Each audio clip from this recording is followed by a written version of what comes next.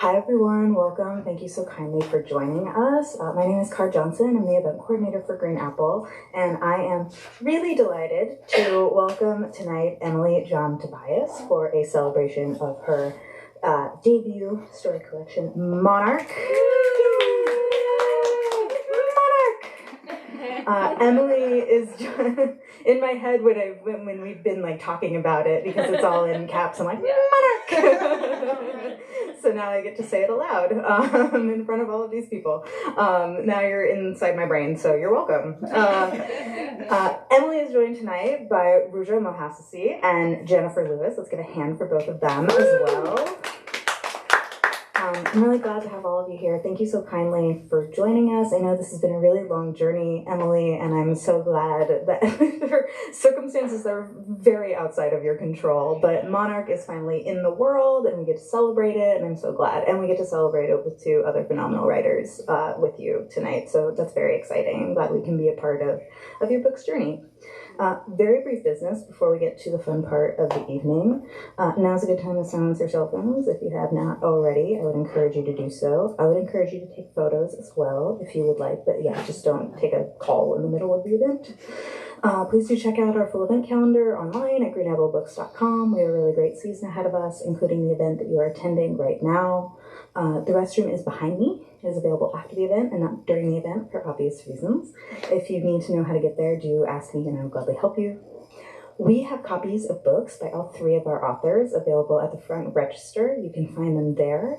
If you've been here before, you have certainly heard me say that when you buy books from us, not only do you support us as an independent bookstore, you support the writers who put so much work into making these books, and then you get to have a book. And I think these authors will be willing to sign them for you if you ask politely. So that might be a cool thing too. So tonight we are going to hear work from Jennifer Lewis, Rooja Mohassessy, and Emily Jon Tobias in that order. And I'm going to tell you a little bit about each of them as they come up, and then we'll do a Q&A with Emily at the end should you folks have questions. And if not, we can always break early, socialize, take a look around the store, whatever suits us best. So without further ado, I'm going to go ahead and introduce our first reader. First, Jennifer Lewis is a writer, editor, and the publisher of Red Light Lit. Her debut story collection, The New Low, was released in October of 2022 by Nomadic Press, where her short story New Low was the winner of the Bindle Award in 2018.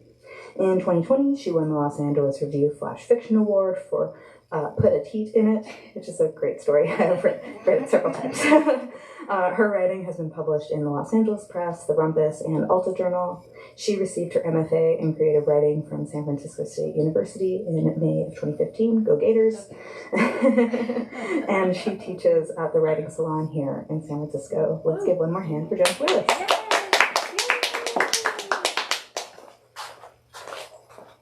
Thank you so much, Car. It's so nice to be here. Emily, to finally celebrate with you. It's been a long journey. We're here. We did it. I'm so happy to be here. This is a news story that was recently published in Craft Literary Journal. And I'm reading the end of the story. So the only thing that you need to know is that it's a fictional mother who her only child has gone away from college. And it also happens to be on the same day that the Walgreens is closing. And she goes into the Walgreens and everything kind of compounds on her. Here it goes. Customer service associate needed in the family planning department. When we first moved near the Clement Street Walgreens, the only items under lock and key were condoms, pregnancy tests, and the real Sudafed. 20 years later, even the floss sticks and Q-tips need to be guarded. It's a shame you're closing, a woman says to the man behind the beauty counter. They won't stop stealing, the man says as he scans her items. People just take what they need. Customer associate needed in the memory department. I walk down the aisle and think about how many infant droppers of Motrin we went through, all those nights we spent hours steaming Lucy in the shower to clear her lungs from one viral cough or another. We bought all her school supplies here, Valentine's Day cards, Easter bunnies with yellow marshmallow chicks. Not too long ago, she and I walked down here when she got her period so she can pick out the items that were most comfortable for her body. I sit down in front of the closed pharmacy. The red button says, "Need help?" Customer associate needed in the grief department.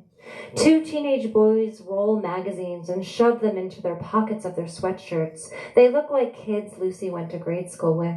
They must recognize me because when I stand up, they run down the aisle and out the automatic doors.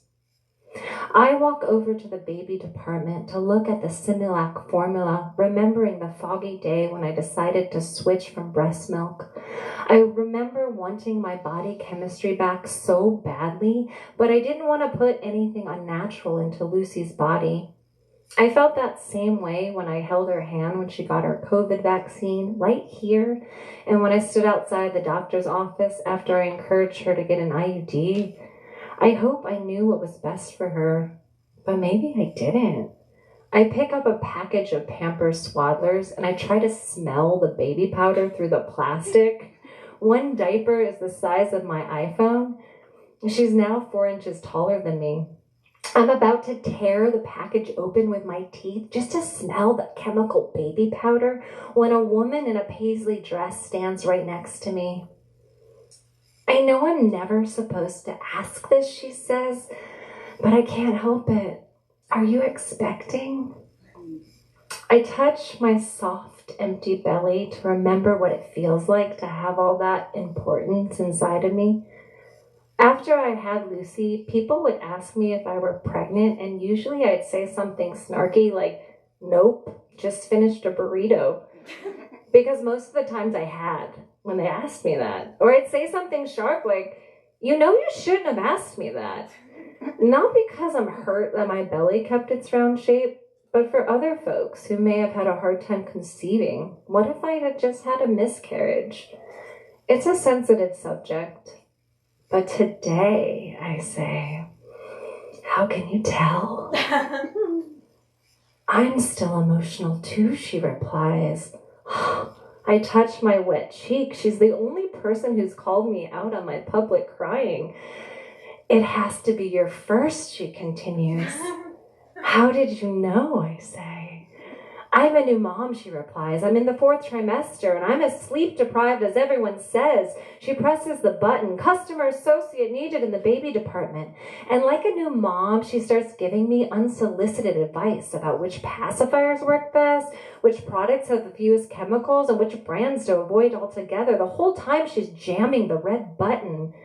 "You don't have to press that again," I say. "It keeps repeating until someone comes. They've been understaffed for months. You just have to wait." "Oh," she smiles and places the green pacifier that looks like a nipple onto the top of my pile. "My son loves this one. Are you sure you don't need a basket?" I look down and somehow I've dropped all the items that I came here for, and I'm hugging infant diapers, a unisex bib, and a box of Pedialyte freezer pops. "I'm good," I say. That is, until I see Susan Pembroke waving at me. Our kids went to school together, and she's going to bust me. "Customer associate needed in the socially awkward department." "Are you going to a baby shower?" Susan says. Her short, spiky hair is filled with sweat. She looks like she's in a scuba suit, shiny black leggings, and a tight, long-sleeve running shirt. "What's with the baby stuff?" I look at the new mom as if to say, "Don't tell her my secret." She winks at me like an intimate friend, and I forgive her for breaking the cardinal rule. "Yeah," I say to Susan, "a baby shower." "Do you remember those days?" Susan says, so happy to be done with them. The new mom looks confused.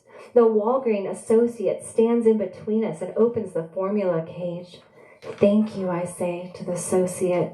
Susan Pembroke looks me up and down. Her oldest daughter's a sophomore at Duke. She wants to commiserate. She's already told me when she dropped her daughter off last fall, she flew home, slept in her bed, and smelled her pillow, and wept. She had no idea it would be that hard.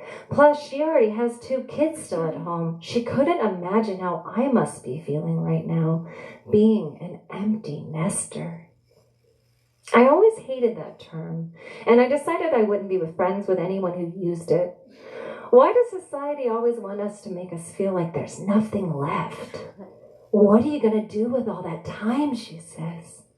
Start scuba diving, I reply. They look at me. They're as confused as I am. Behind them, I see an older woman stuff 2 blush compacts into her bra. A barefoot man with dirty jeans grabs a gallon of milk and starts chugging. White liquid drips down his chin. Where's the shower? It's virtual, I reply, and I'm dropping off the basket. It's so sad they're closing this place. People take what they need, I say. It doesn't make any sense, the moms say, walking with me to the register. I can't stand with the 2 of them. I pretend to need more things, but no one stands in line behind them. They start showing each other pictures of their children on their phones. I'm stuck. I don't want to be here anymore, but I can't let go of the baby items in my hand. There's this voice inside me that keeps saying, nothing will ever fill you up again. Society, be quiet. A box of stuffed teddy bears are looking at me. Take me, they say. You need something to love.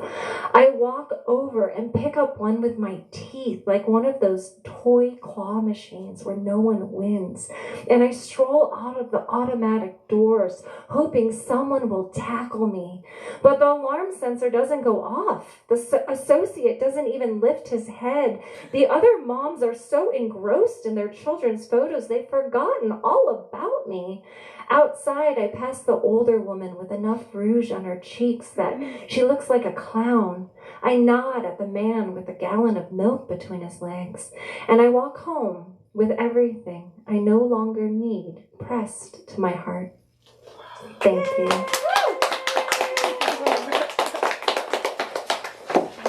We have one more hand for Jennifer Lewis. I'm a big J. Lou fan, and your writing always makes me laugh and feel things, and I never know what to expect, and it's all just great. I need like a T-shirt or something. Thank you, Jennifer. Next, I'm really excited to welcome back. I'm so excited. We got to host Rooja's launch for her poetry collection, and I'm really excited to have her back along with this, of course. Our next reader, Rooja Mohassessy, is an Iranian-born poet and educator. She is a McDowell Fellow and MFA graduate at Pacific University, Oregon. Her ekphrastic debut collection, When Your Sky Runs Into Mine, was the winner of the 22nd Annual Elixir Poetry Award. Rooja has been featured on NPR, the Hive Poetry Collective, and other poetry podcasts and radio stations, and her poems and reviews have appeared in Narrative Magazine, Cream City Review, the Adroit Journal, and many other places. Her work is also anthologized in California, Fire and Water, a climate crisis anthology, and Colossus Body, a compilation of writings by Californians writing on the themes of bodily autonomy and reproductive rights. Rooja is an editorial assistant at the journal Prairie Schooner. Please give a warm welcome to Rooja Mohassessy.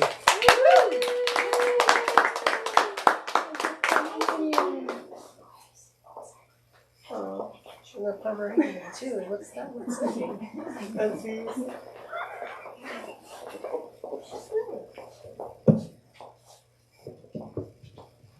Thank you so much, Car, for having us and for puppy sitting.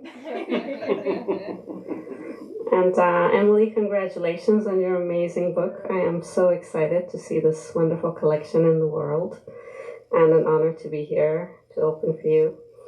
I'm going and to see so many friends have shown up. That's wonderful. I usually have been starting with a poem that's not so new, but it's still in progress. Still, this is kind of maybe not quite a finished draft. And then I will read a few from my book. Impunity. Little smiles that milk teeth shape, little smiles that depart to no return. Maya Abu al-Hayat, Palestinian poet. In this interrupted hour, the sky wears her many faces, one pale with phosphorus, another gray with pulverized rubble, and someone has lost count of numbers of orphans with open wounds and those who cannot point to where, when, who is caught at what depth under each heap, an indefinite number lost to a household. The journalist dares not ascertain anything for certain, though it's clear the living cannot be helped onto their feet, where yesterday a dirt road led somewhere. Helplessness now leads to the brink, a briny runoff, a parched orchard to the border, fortified with fear. See the mounting pile of sin. A father points to a verse in the Quran. He wants to know if his child is deserving of the sea view of peace, and will it drop tomorrow from the veils of the morning.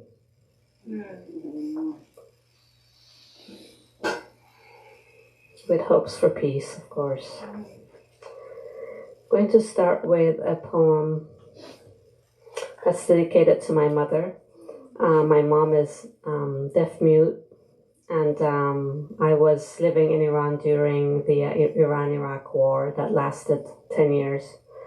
And so this is dedicated to her. Believers, for Fariba.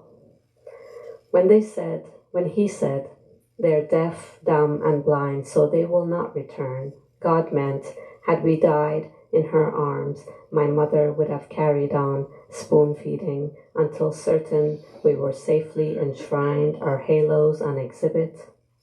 Nor did she turn to salt. Even now she looks back, though unsure of what exactly was looted, the year the milk of the rubber tree on the back porch dried up. She couldn't hear, but they carried away the grating rattle of her pots, giggles that died at dinner, hunger stayed and reached with our thin, manacled mouths for rationed wafers that perched higher on the shelf where nothing wished to be disturbed.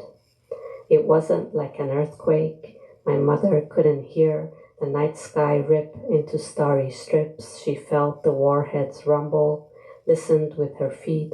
She kept flat under the table, with 2 gold bangles chiming on each of our wrists and the double strand of jasmine wilting on our chests. My mother had meant to say we were believers, though she'd never read the Quran nor heard the Azan.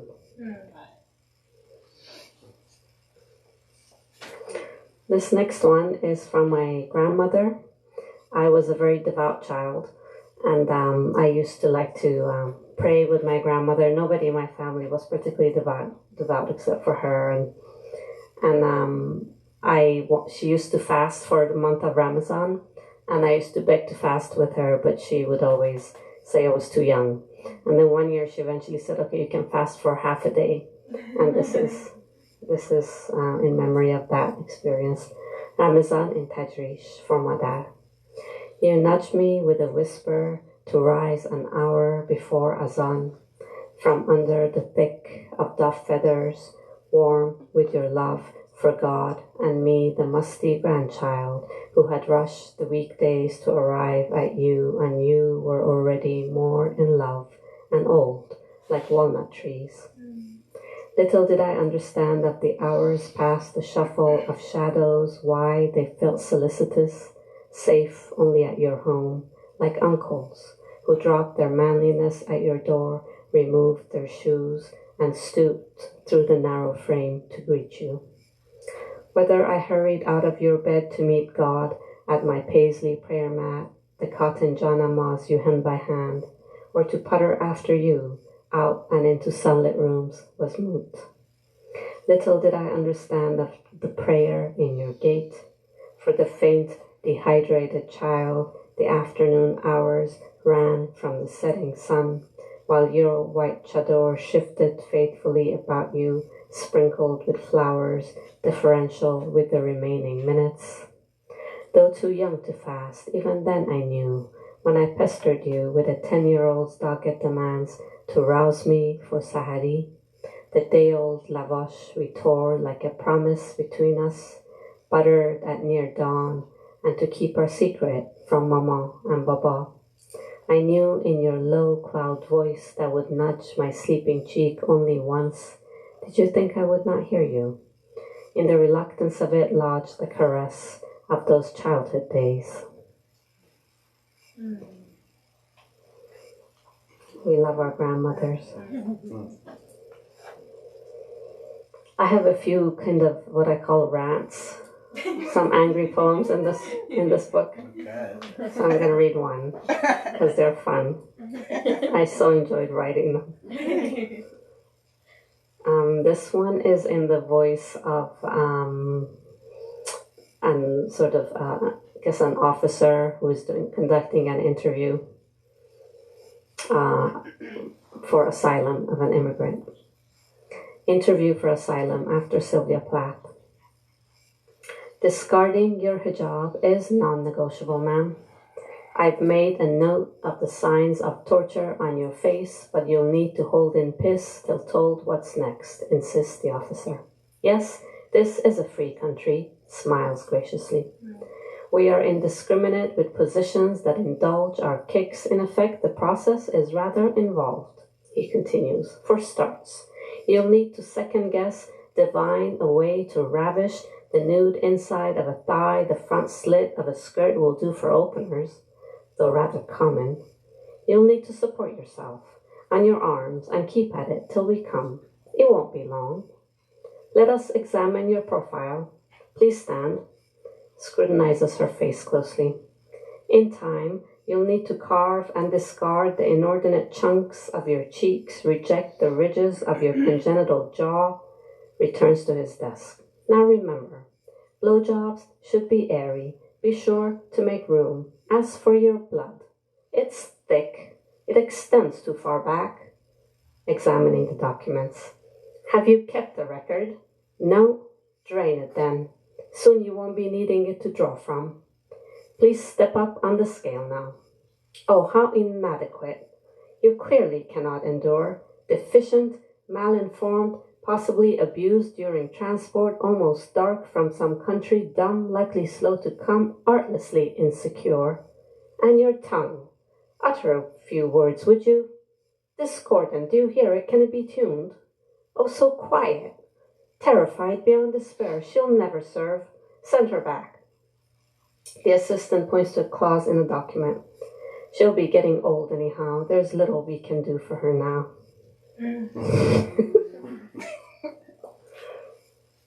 I don't know if I could write these kind of poems anymore. They were fun to write. Anger, I think, has a place in poetry. And this last one is dedicated to my great-grandmother, who she lived to be 100. She was sort of the matriarch of the family, one of the matriarchs of the family, and she was a great healer. And she had a bangle, a handmade bangle that got passed on to me. My only bangle for Khanum June, my great-grandmother, after Lucille Clifton. Today I celebrate my only bangle, my one-hand applause, the gold leaf on my family tree, my hand-hammered heritage, my blood.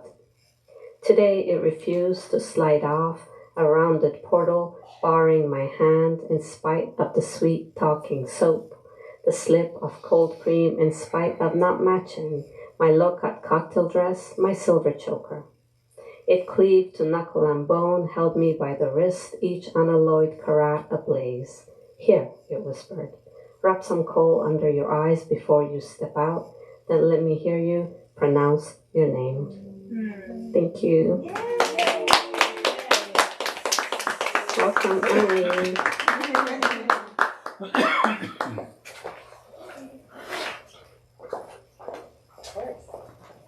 We have one more hand for Rooja Mohassessy. This is a nice evening because I happen to be a Rooja fan as well. And you brought, this is truly an acrostic work. You brought so much into, we heard from Lucille Clifton, we heard from Sylvia Plath, and you also just made these portraits of your family to give us this real good sense. And correct me if I'm wrong, but a lot of the work in my memory also involves your uncle's art. Yeah. It's a great collection. I really do recommend taking a look at it. Thank you, Rooja. Also, Aziz and I are best friends now. Last but most certainly not least, I'm very excited to introduce our final reader, the reason for the season. Emily Jon Tobias is an American author and poet with her debut story collection, Monarch, out now from Black Lawrence Press. She is an award-winning writer whose work has been nominated for the Pushcart Prize, along with other honorable mentions, and has been featured in literary journals such as the Santa Clara Review, Talking River Review, Type House Literary Magazine, Big Muddy, and many other places. Midwestern raised, she now lives and writes on the coast of Southern California. She holds an MFA in writing from Pacific University, Oregon. Let's give a big hand for Emily Jon Tobias.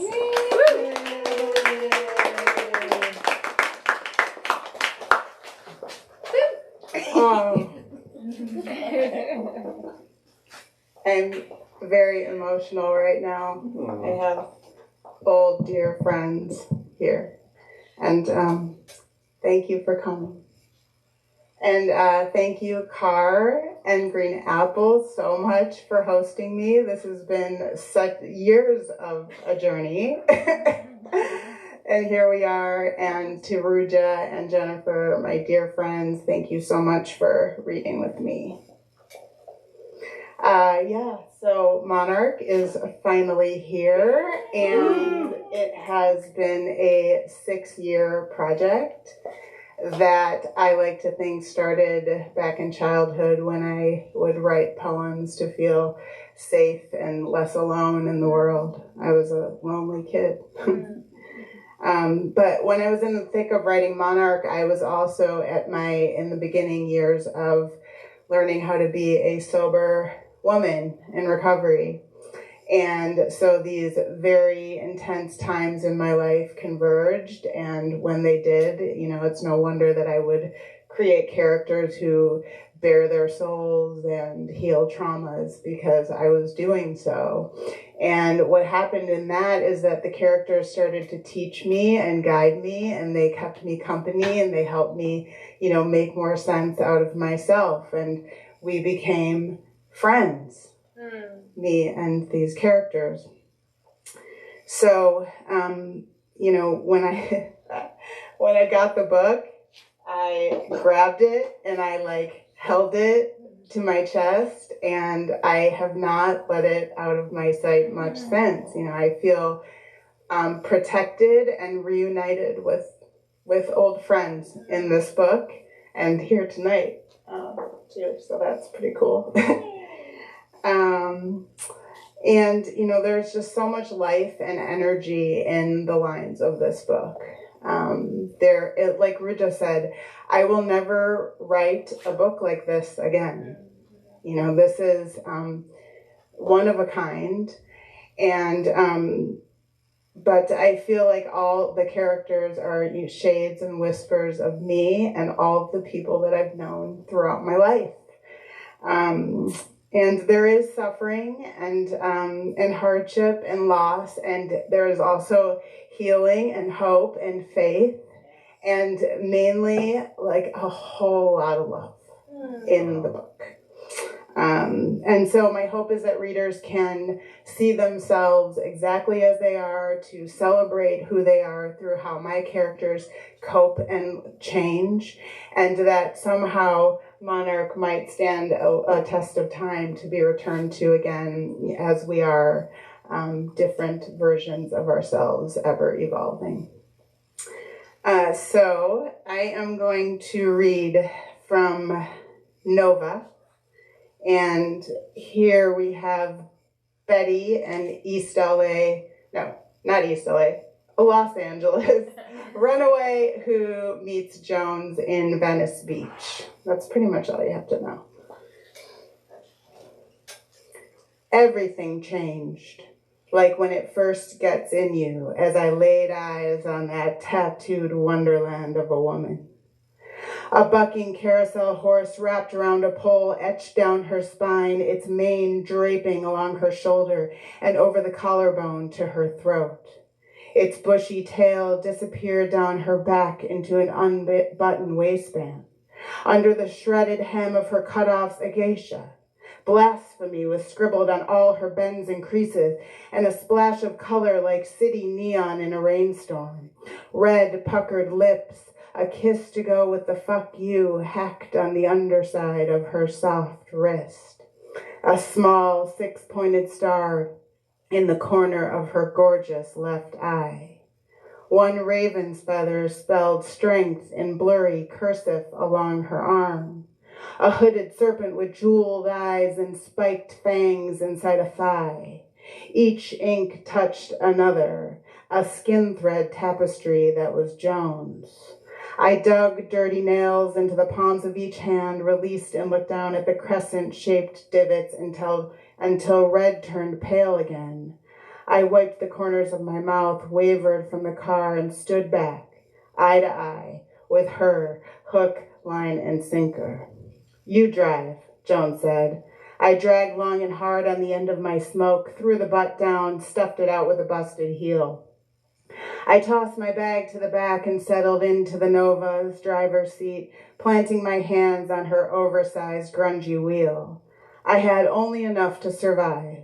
That bag was all I brought from the foster home. I knew if I had slowed down to think, I wouldn't have had the balls to go. Somehow I knew right then that Venice would just be one pad of many lilies strewn across my days on the road. Turns out, besides my bag, all the other shit just kept falling away each day to lighten my load for the leap. I held my breath while Joan situated herself, moving aside cracked CD cases, Nirvana and Mazzy Star, kicking up feathers and sand from the floor. Jones had a thing for feathers. Wore one hanging off each ear from a steel hook that could catch a fish. She danced through the mess like she'd planned each move while I sat wanting to run. From her seat, Jones looked all over like syrup running down a stack, thick and slow. What's your name, love? She asked. Betty, I said, soft. You don't look like a Betty, she said. My eyes shifted down, then straight ahead. Drive us along the coast, Betty. I want to taste the ocean. Jones flipped the old knob and the radio buzzed from static to some oldies station where all the songs sounded like they were straight off vinyl. She turned it up and leaned her head back like she hadn't rested in years.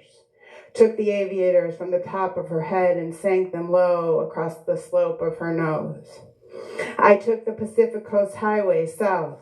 Visions of sunset in Mexico, Nubisco. I'd pick off a tree overhanging a shared hammock just so I could tuck the stem behind her ear.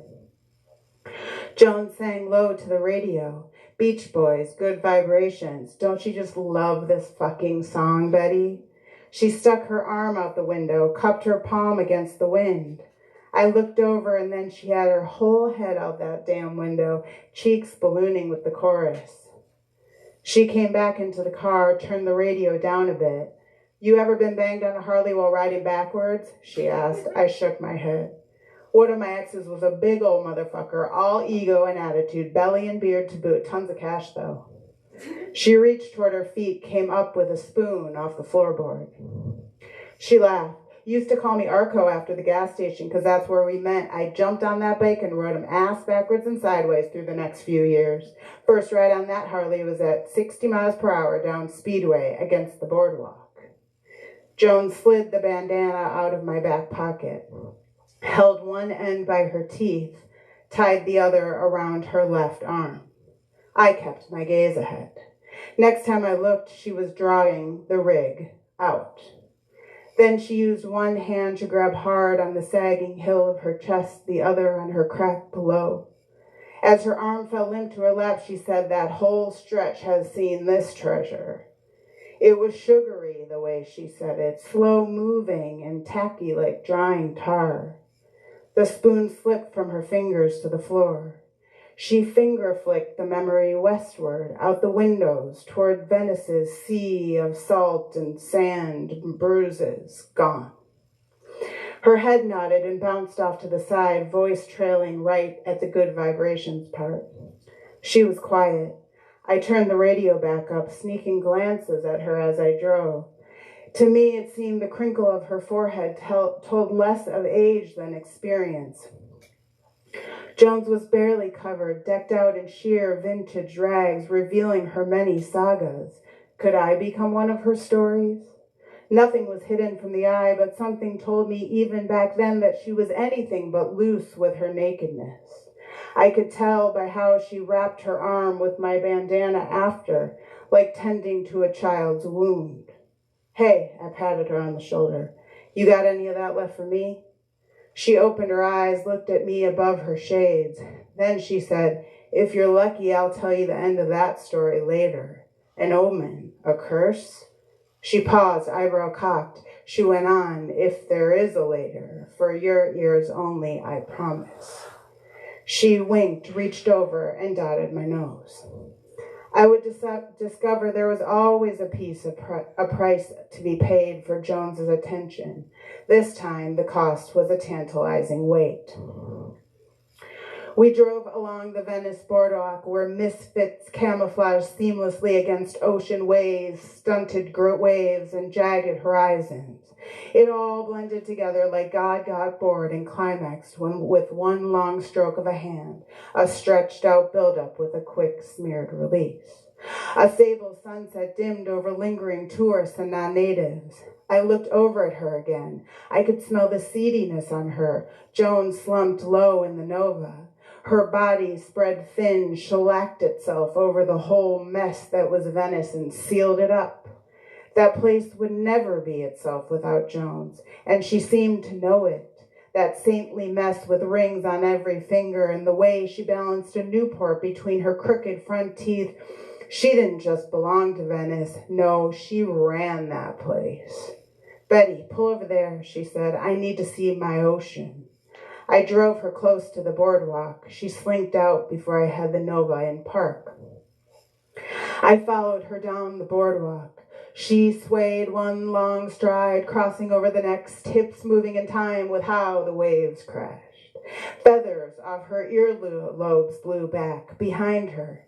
She outstretched her long arms, wrists twirling, fingers strumming ocean air like she knew just how to play the way the air moved her.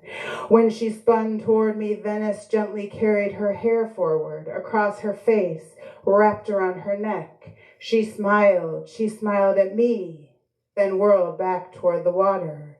I smelled her in the wind, vanilla and dirt. I breathed in, Venice. Sewers and smoke from good weed, bodies and skin that had been there all day long, all along. I saw the old guy from before, same spot, electric in hand, swaying along to Sweet Jane. His shirt was on this time. He'd taken his glasses off. He looked at me again, but this time I met his eyes and nodded my head. I knew then he belonged there. I looked for Jones. Couldn't tell where she ended and the shore began. I caught her feathers again, and she was like the black raven itself, swooped and circling. Sun settled, tourists retreated, Venice rolled onto her back into night, and all the shit came out of hiding like fleas from a dog's belly. The place seemed inebriated. Against the boardwalk, Jones smoldered, and Venice flared with buzzed freaks like hungry flies. The tide bellowed behind them, and I heard an echo, a whisper in the rumble, an old familiar like my mother's. There is something mystical here. And I was intoxicated, drunk on her voice, Venice, hooked by the white fingertips of each capped wave tugging me closer. Venice breath was an heir to a fire inside me, all for her. All for you, my queen, I wanted to scream, overtaken by her untamed sea waves, wilder and dark than day. Joan stepped onto the sand from the boardwalk. People swept toward her, into one another, gathering on the beach. I stood back. Seemed to me that Venice light didn't stand a chance against her midnight ocean lungs. I kissed the pads of my 2 fingers, then flattened my palm toward the shore. Jones was there to catch the kiss. She grabbed at the air, then waved me toward her. I ached, wanted to be snatched, taken. Venice and Jones, they collapsed me. I went forward onto the beach into her darkness. When I walked up, 2 guys stood near Jones around a heap of newspapers and trash. One arranged kindling in a couple logs across the pile, while the other set his boombox against a box of Red Stripe. Jones was crouched, Zippo in hand. She lit her smoke, then the nearest McDonald's bag to start the fire. She leaned in and blew. Smoke from her dragon mouth made flames in the sand. "Play me a song, Skeet," Jones said. "I want to dance." Skeet tuned the right box to some reggae station. "Bob Marley, good shit," he said, and lit a joint. She rose then, Jones, sidled toward me, blowing through the air. She became the natural mystic as she sang, commanding me with her song. And I did. I listened carefully so I could hear. I smelled her above the fire, through the wind. She had Skeet's coat around her, held together at her throat. Fire glow rose to meet her wings, lifted like a phoenix. "You cold, love?" she said when she wrapped her arms around my shoulders, pulling me into the coat. My head rested at her collarbone where the tail of the tattooed horse would be. Skeet stayed to the side, shivering, his face toward the water. "I'm good," I said into her chest. Never been better, I thought. She pulled away from me, but we stayed touching. "Skeet, joint," she said, then took it from his hand to balance between her lips. She ran her hands down the length of my arms, locked her hands around mine. We spun as one toward the sea. Full moon dangled way out there like a light bulb from some invisible chain. Scattered light gathered into a narrow strip down the beach, and we were on stage. We were the Venice stars. We were her night. We flew faster, dug our heels in closer, torsos leaning back, her hand securing my wrists, mine around her forearms. I was standing on the tracks, and Jones was my train, blurred across the shore, smudged into Venice's papery waves. Her teeth shone against crusts when she smiled, as the joint dropped from her lips. I caught x-rays of her in that light when she sang, like I could see right through her. We laughed. She stopped. I fell. We piled atop one another, rolling in the sand.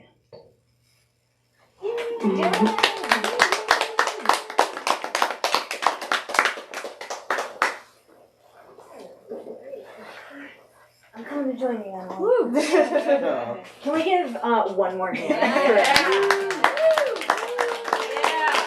Louder. Thank you so much. Yeah. It's such a pleasure. And also such a pleasure to hear you bring it to life with your voice. It's one thing to like read it on the page, and it's totally other. It's like a whole different piece of work. I know that voice. So, at this time, typically what we would do is, Emily, do you wanna take some audience questions? Yeah, Or if do you wanna anyone has speak? questions, sure. Yeah, great. If you folks have questions for Emily, I probably have a couple myself, but I'd love to open it up to you folks first. So yeah, get back up here. All right. Sure. I have no questions at this moment. I'm like, what were you doing in the year 2000? Let me think. That's when we all parted. I left. They left. Oh, no. Did you stay in Humboldt? Did you go away? Maybe I'll talk about that too after the reading. I'm just like, there's a 25-year gap. We'll catch up later. Were you writing then in the late 90s? That's a great question. Yeah, I was writing a little bit in the late 90s. Yeah. I was really sick in the late 90s though. Happy, but getting, sicker with addiction, Yeah. I'd say. And I would write poems. Yeah. Because that was like short, like we didn't have time for anything Yeah. back then. Like, It was a beautiful time in life. yeah. It really was. Yeah, I would say I was writing poems, but I did not write for an extended period of time in my life. Yeah. And so when I got got sober in 2015, and then I like could not get enough of the craft. And so that's what put me in grad school. I didn't even consider that I would write a book ever. Right. I wanted to go to grad school to just write more. But Like you gained that focus. Yeah. I gained the focus for sure. And I had like a laser obsessive focus. Nice. So I wrote the book quite ferociously. Like I was writing every day, extended hours for a very long period of time in a very obsessive fashion.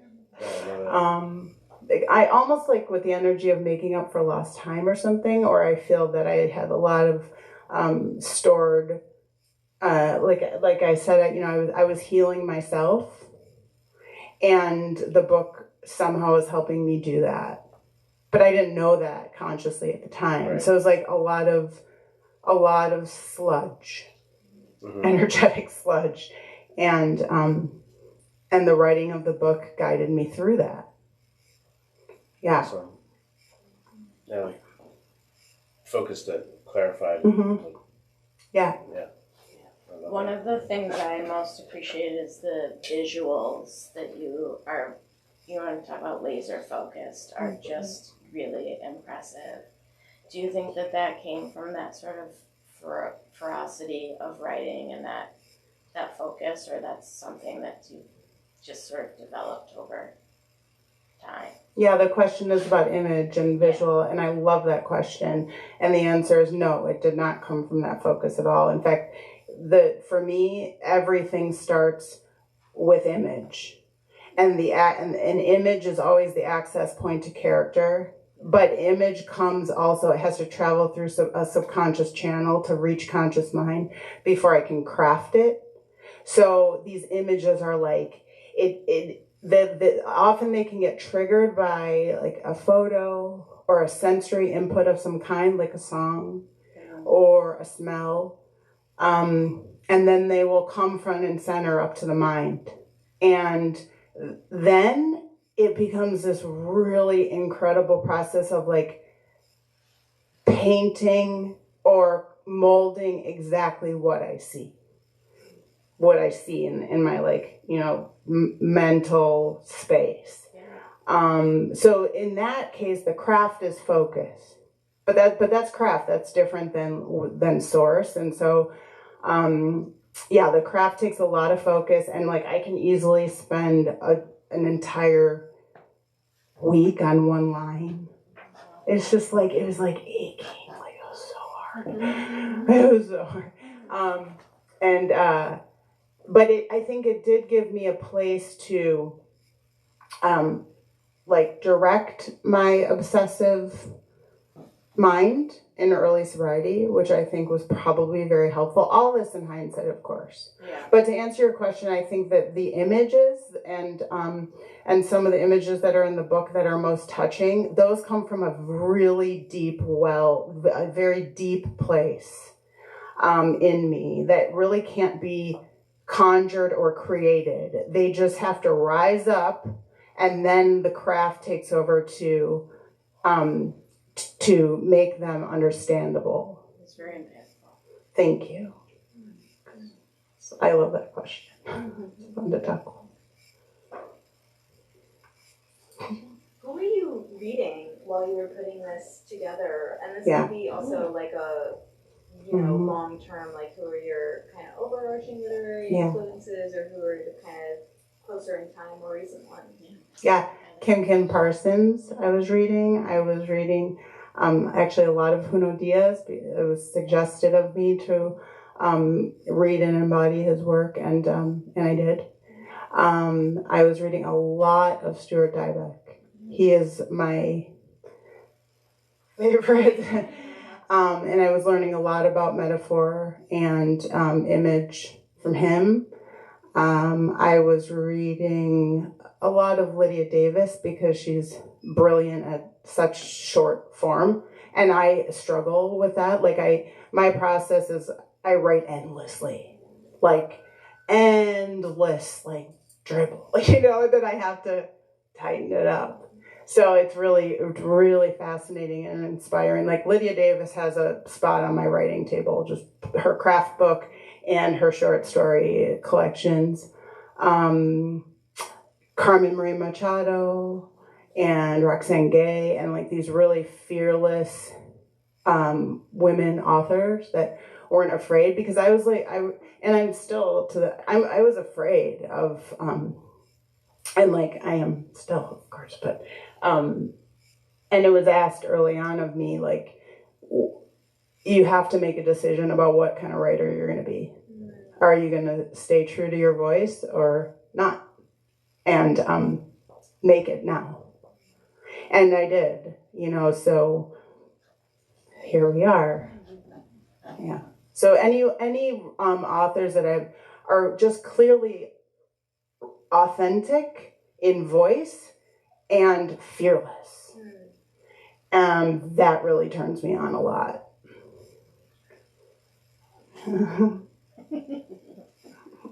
I have a question. Okay. Listening to you read it, like Carr said, it was so musical that really popped. And you mentioned a lot of music. How was music used in the process of your writing, and what is its importance? Yeah, thanks for asking that. Well, I spent like 25 years seeing live music on the road with these folks right here. But I think, again, like music is that access point to feeling, which creates some sort of subconscious to conscious mind activity, and so then it's access to image. So the work, it all music is the way into my heart, right? And so, but there were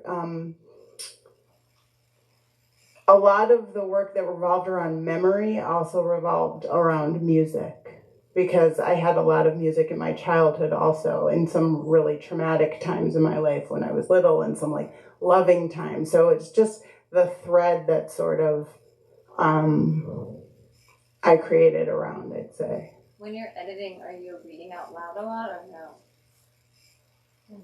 No.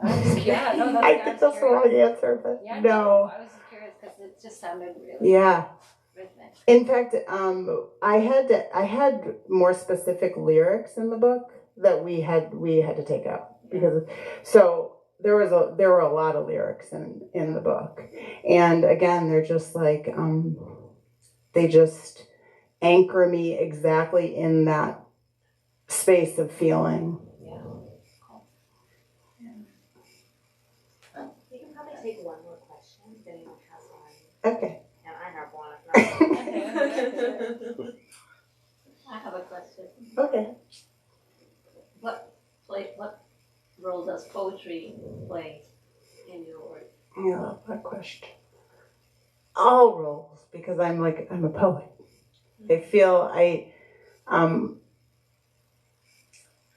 poetry has such a special place in my heart, because I grew up with poetry, and I wrote poetry from a very, very young age. And so I wrote poetry to keep myself safe. That's what I remember. And so, and I don't know, there's something there's a freedom to poetry to be abstract and be okay with that there isn't in fiction. Somehow there's more, when there's a gray area or abstraction, then you can actually really narrow in. And so I find a lot more freedom and less self-judgment probably when I'm playing with poetry. With fiction and writing, it's full of self-doubt. So yeah, I would always say I'm a poet at heart, and I'm wildly in love with lyric. So in fact, when I went to grad school, I was going to go for poetry. And then a friend who was an advisor there was, I said, I can't decide. Like, I do write, I love fiction, but I love poetry. She's like, what do you mean you can't decide? So I had to make a decision, and I challenged myself, I feel, to learn how to craft fiction. So.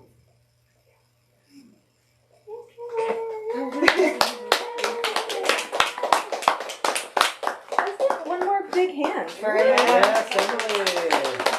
And also for Rooja Mohassessy. Thank you. Emily, congratulations. Thank you so much for letting us be a part of Monarch's journey. And thank you to Rooja and Jennifer for reading. This is a really great triad. You did it. Yep. Good job. Thank you all for joining us. I really appreciate you all being here. I will be very brief and just let you know that we have books by all three of our authors at the front register. You can find them there. And I'll be having a little soiree back here, and you can have them sign your books if you'd like. Thank you so much. Yes. Also, please take a look around, make yourselves comfortable, and we'll see you next time. Thanks. All right.